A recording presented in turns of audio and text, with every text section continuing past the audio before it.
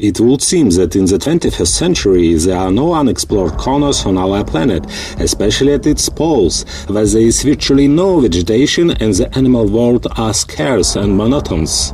However, this is not so.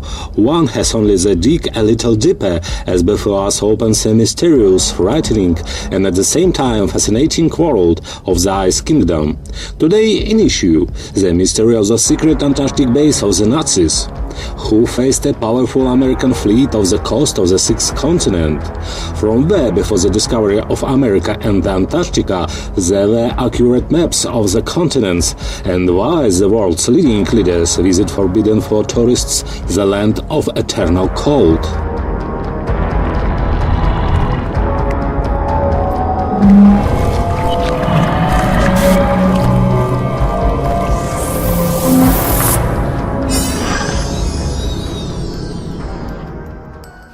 If we talk about the sixth continent, Antarctica, then it was officially opened in 1819 the Russian sailors Bellingshausen and Lazarev. However, the maps of this continent without the slightest hint of ice have been known to some seafarers for many centuries. So, in 1929, in one of the ancient places of Constantinople, a map dated 1513 was discovered. The map might not have aroused much interest had it not been for the depiction of the Americas and the signature of Turkish Admiral P. Reis. The map is based on older sources and is one of the most accurate cartographic records of the 16th century. So accurate that it includes detailed drawings of Antarctica's northern ridge 300 years before the continent was discovered. But the navigation tools of the Ottoman general are not unique in their way. Modern science knows even more amazing maps of Gerard Mercator, Orontium Phineus and other cartographers of the 16th century, which depicts rivers, lakes and not yet covered with ice the coast of Antarctica. It turns out all these cartographers used sources compiled before the glaciation of Antarctica. But this cannot be, because according to official science, Antarctica glaciated millions of years ago. By the way, the world-famous American professor Charles Hapgood claimed that Antarctica was once the home of an ancient civilization. Its citizens fled or died when natural disaster turned the continent into 14 million square kilometers of the dangerous, icy terrain that dominates today. Maybe the remains of their cities still exist under the ice? Currently, under the 1959 Convention, Antarctica does not belong to any state. Only scientific activities are allowed. The deployment of military facilities, as well as the entry of warship and armed vessels south of 60 degrees south latitude is prohibited. Nevertheless, Antarctica has long been under the scrutiny of both European powers and the United States. In Antarctica there is no permanent population. There are dozens of research stations on the territory of which, depending on the season, lives from 4,000 people in the summer and up to 1,000 people in the winter. Particularly noteworthy are the increasingly frequent messages from residents of remote Antarctica station regarding unidentified flying object and bright lights that polar explorers see both in the sky and under the ice of the sixth continent. This is also confirmed by astronauts, who quite often observe UFOs in the region of two opposite poles of the globe. Back in 1976, Japanese researchers using the latest equipment spotted at the same time 19 circular object which dived from space to Antarctica and disappeared from the screens. Ufologists are seriously discussing the possibility of the existence in Antarctica, on its surface or under the ice cover, a secret UFO base or German Nazis, and some believe that one does not exclude the other. In addition, anyone can find, through the application Google Earth, evidence of the presence of mysterious objects of extraterrestrial origin in the Arctic and Antarctic. Alien hunters claim that they often find places of alien landing and places of collision of their ships with glaciers. Even with the most skeptical of UFOs, the idea of the existence of Nazi base in Antarctica seems even more fantastic, if not frankly absurd. But perhaps we should not rush to such conclusions. There is the theory that in 1945 Nazi Germany was not completely destroyed. Parts of Hitler's adherents managed to escape to the ends of the earth, to Antarctica, where in the system of underground cars, tunnels and caves of the sixth continent, a secret base 211 called New Swabia was created. To get to the new German state was possible only on a submarine. On the land side, reconnaissance aircraft and surface ship have seen and still see only thick ice shield and black coastal cliffs. Historians working with archival documents of the SS found specific records. "My submarines discovered this earthly paradise," said Admiral Dönitz, commander of the German submarine fleet.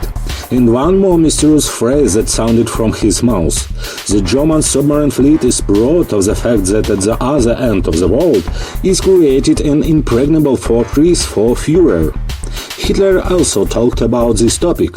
On the occasion of the completion of the construction of the new Reich Chancellery, he said, "Well, okay, if in this divided Europe you can add a couple of states to the Reich in a few days, then there will be no problem with Antarctica." From the recently declassified documents, it follows that in 1940, in Antarctica, under the personal instruction of the Führer, the construction of an underground base under the codename Base 211 began. Tunneling equipment, railways, trolleys, and huge mills for tunneling were sent to the polar continent.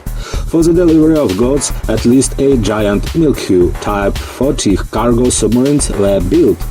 The first to speak about the secret Nazi base was the German Hans Ulrich von Kranz. He managed to find the former SS officer, scientist Olaf Weizsäcker. This man, it turns out, saw the base with his own ears. In 1940, the richest deposits of rare earth metal were discovered on the territory of land Ellsworth. From this point on, New Swabia ceased to be an extremely costly project for Germany and began to bring tangible benefits, writes von Kranz. The situation with the rare earth metals in Germany is still surprising many historians. The Reich had no one deposits. The resource accumulated in 1939 should have been enough for a maximum of 2 years. By all accounts, the German tank industry was supposed to completely stop in the summer of 1941. However, this did not happen. Where did the Germans get the most important raw materials? The answer is obvious: from the ice continent. According to von Kranz, by 1941, the population of the underground city had reached 10,000 people. He already fully provided himself with food. 100 kilometers from the coast was opened. A huge oasis with a fertile soil layer of 5,000 kilometers, which was called Garden of Eden.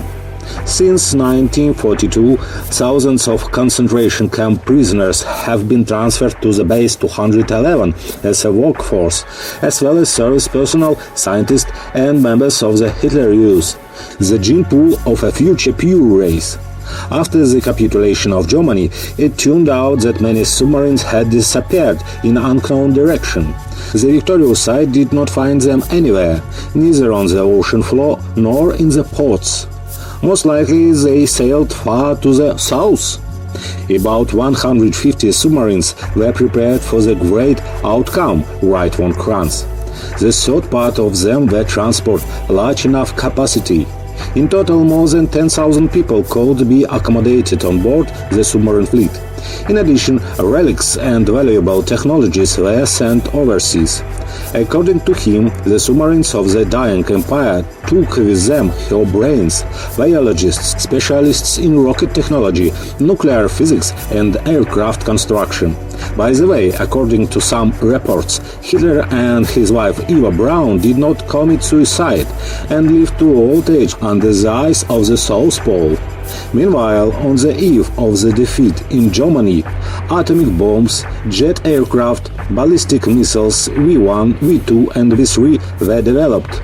The V-3 was capable of reaching a height that is considered to be outer space. Now, it is known that by the end of the war in Germany there were 9 research enterprises which developed project of flying discs, that is, flying surfaces of aircraft with circular wing. Where did the developments go? In 1946-47, the United States conducted the Antarctic expedition high jump under the leadership of the famous polar explorer and retired Rear Admiral Richard Evelyn Byrd. Operation High Jump was disguised as an ordinary research expedition, and not everyone guessed that a powerful naval squadron was heading for the shores of Antarctica. An aircraft carrier, 13 ships of various types, 25 airplanes and helicopters, more than 4,000 people, a 6-month supply of products. The data speak for themselves. During this expedition, according to Richard Byrd, the Americans were attacked by vehicles resembling flying saucers. Few people know, but there were Russian-speaking witnesses in this story. They are Konstantin Yalarashkovsky and Yuri Popovich, members of the Allied Coordination Group at the main headquarters of the US Navy, which the Americans included in the squadron of Rear Admiral Richard Byrd. Further, the story of Konstantin Yalarashkovsky about what happened during the attack on the ships of the expedition. Officially, we went to the research expedition to Antarctica for the evaluation and exploration of its mineral resources. But what struck us, the squadron consisted of an aircraft carrier with combat aircraft, fighters, bombers, attack aircraft and reconnaissance aircraft, destroyers, minesweepers, a couple of submarines, tankers and marines.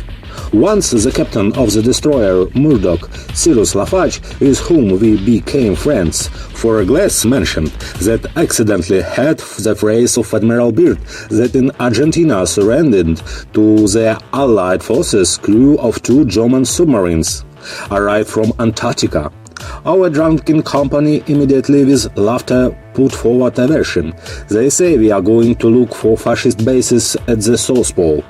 Attacked us on January 27th. Yuri and I were standing on the bridge, talking, smoking. Then the observers shouted, "Air!" on the starboard side, and immediately the alarm signal went off. About a dozen unknown aircraft were rapidly approaching us, literally right above the water. After a few seconds, they were already about the squadron and went on the attack. It was a strange disc-shaped machine with fascist crosses on its side. And this is almost 2 years after the victory over Germany. The speed and maneuverability of the devices were simply amazing. They fired with some kind of red rays. The rays easily pierced the 6 ships' armor, while the enemy disc could unsinkable drastically change their course, moving away from the horizontal fire of our anti-aircraft guns and even hang over us. Several F-4 fighters slowly rose from the deck of an aircraft carrier, but they did not have time to join the battle, as they were burned. The Americans tried several times to fly a couple of aircraft linked into the air, but this was not successful. We had to shoot only anti-aircraft guns. The aircraft carrier received significant damage, but then the enemy, for some reason, lagged behind from us and suffered all the force of the attack on the destroyer Murdoch. A terrible picture. They literally burned it. Fire, explosions, screams, shooting. The sailors began to lower their lifeboats. The roar of the engines plates over our heads was so powerful that it caused severe ear pain. I experienced something similar when a modern combat jet took off nearby. The fight lasted about 10 minutes. As soon as the destroyer sank, discs without having touched other ships, boats and lifeboats as quickly sped away over water for the horizon. We were all just stunned by what happened. The losses of the Americans amounted to the sunk destroyers Murdoch, about 10 fighters and several 100 dead sailors. There were even more wounded. Disc-damaged ships, especially our aircraft carrier. 2 days we were repaired at an emergency pace. At this time, significantly increased the number of observers. The surviving aircraft continuously conducted long-range aerial reconnaissance near the anti-aircraft guns around the clock were on duty. Fortunately, everything was quiet. According to Admiral Byrd, these amazing aircraft were made by Nazi aircraft building factories, disguised in the Antarctic ice masses, whose designers have mastered some unknown energy used in the engines of these devices. Journalists cite an expert from a report by Richard Byrd made at a secret meeting of a special commission. The United States must take defensive action against enemy fighters flying from polar regions. In the event of a new war, America could be attacked by an enemy with the ability to fly from one pole to another at incredible speed. The results of the expedition were immediately classified, and all its participants were forced to sign a variety of documents on non-disclosure of secrets. And nevertheless, something was leaked to the press even then, which can be judged at least by articles in the Savannah newspaper Adventure or the Chicago editions. If we recall Georgi Adamski, one of the most famous contactees with UFOs in the USA, he described the newcomers as tall, fair-haired, with a Nordic appearance and in some cases who spoke German people. It is possible that these were contacts with Germans and not with aliens who resemble us. It is also possible that the secret Antarctic base exists to these days. Otherwise, why the presence of tourists in Antarctica is strictly regulated, and they are there for no more than 4 hours, and people in black stop all unauthorized travel. In confirmation of the above, we can recall a very well-known story with 2 travelers who, intending to cross the Antarctic continent on skis, left the Australian Antarctic station Casey in the direction of Lake Vostok. When they reached the lake and were already walking along the ice sheet, a plane of the American Air Force suddenly landed near them, and people in civilian clothes suggested that the brave girls should go aboard, explaining that they had flown to rescue them. Meanwhile, the travelers had well-functioning communication, and they did not ask for any help. It is known that during their ski trip they reported via satellite phones to relatives and friends that they would tell them about something quite incredible on their return. However, when they returned home, they did not tell anything and did not give any interviews. As for the North Pole of our planet, in October 2016, Russian scientists discovered an abandoned secret Nazi base in the Arctic. An object called Shazbraba, or Treasure Hunter, was found on Alexandra Land, and it was built about a year after the invasion of German troops into the territory of the Soviet Union. Russian polar explorers found about 500 various artifacts on the base, including documents about the times of the Second World War, and all these items were hidden in bunkers. The base has been preserved in excellent condition due to its low temperature. There are versions that the object was created to research for some ancient relics and sources of power in the existence of which Adolf Hitler himself believed. Meanwhile, many nations have in their mythology description of the Northern ancestral home of humanity. Sometimes the direct text describes the place. Between the North Pole and the current archipelago of the Franz Joseph Land, where Shambhala was located, the capital of the Hyperborean Empire, which was at enmity with Atlantis. That southern power was malicious and claimed world domination. In the World War, as usually, there were no winners. The Atlanteans drowned and the feral Hyperboreans scattered around the world. The ancient Roman scholar Pliny the Elder, in his Natural History, wrote of the following Hyperboreans. Beyond these Riphean mountains, on the other side of Aquilon, there lives a happy people called Hyperboreans. They live very long and are famous for wonderful legends. They believe that they are loops of the world and the extreme limits of the circulation of the luminaries. The sun shines there for 6 months, and this is only one day, when the sun does not hide, as the ignorant would think. From the vernal equinox to the autumn, the sun rises there only once a year at the summer solstice, and sets only at the winter solstice. This country is all in the sun, with a blessed climate and devoid of any harmful wind. It was in this place, quite recently, a rather strange event occurred. On March 28, 2017, Russian President Vladimir Putin flew to the Arctic, where he spent more than 10 minutes in an ice cave on Alexandra Land Island of the Franz Joseph Land archipelago, along with Prime Minister Dmitry Medvedev and Defense Minister Sergei Shoigu. What they did there, with whom they meet, and what they said remains a great mystery. Here is how the correspondent of the Kommersant newspaper describes the incident. First, Dmitry Medvedev appeared slowly from the cave with a view of a man who knew too much. Behind him, almost immediately, and exactly with the same view, Sergei Shoigu. Vladimir Putin was not even half a minute more. But here he is, and having a reason in front of us, and not saying a word to anyone else. They went along this wide border to their all-terrain vehicles. And then I asked Vladimir Putin first about whether he had ever seen something like this.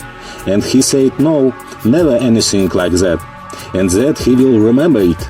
And then, when he was already climbing into the cabin of the all-terrain vehicles, I asked, "What did you talk about there in the ice cave?" He returned to the earth, he turned to me, and he said, "We were admiring." Do you think the answer of the President of Russia looks like a banal excuse? Why did military and prominent world politicians visit the poles of our planet frequently? Here is just a small list of those who visited the kingdoms of ice and cold. In 2005, first Deputy Prime Minister of Russia Sergei Ivanov visited Antarctica. On December 28, 2006, for the first time, the United States Air Force carried out a large-scale parachute landing of 30 tons of cargo directly to the South Pole as part of Operation Deep Freeze. On January 5, 2007, Director of the Federal Security Service of Russia, Nikolai Patrushev, landed on the Antarctic station Bellingshausen. November 12, 2007, UN Secretary-General Ban Ki-moon visited Antarctica. On March 12, 2008, First Deputy Prime Minister of Russia Sergei Ivanov circled the eastern regions of the White Continent, inspected the Novolazarevskaya station. On September 11, 2016, U.S. Secretary of State John Kerry flew to Antarctica, where there was a close discussion, a signing of the new intergovernmental treaty, according to which private visits to Antarctica were closed for 35 years. In addition, on February 17, 2016, the Bishop of the Russian Orthodox Church, Patriarch Kirill, even performed a service in Antarctica. What is actually happening in the Arctic and Antarctic? Unfortunately, for ordinary residents, there is no definite answer to this question today. The radar stations of the Russian Aerospace Forces, the United States Air Forces, Argentina and Chile very often record flying discs, cylinders and other geometric figures that fly over the poles. Therefore, it is possible that an earthly civilization unknown to us, and maybe an extraterrestrial civilization, is flourishing in the dungeons located under the coldest areas of our planet.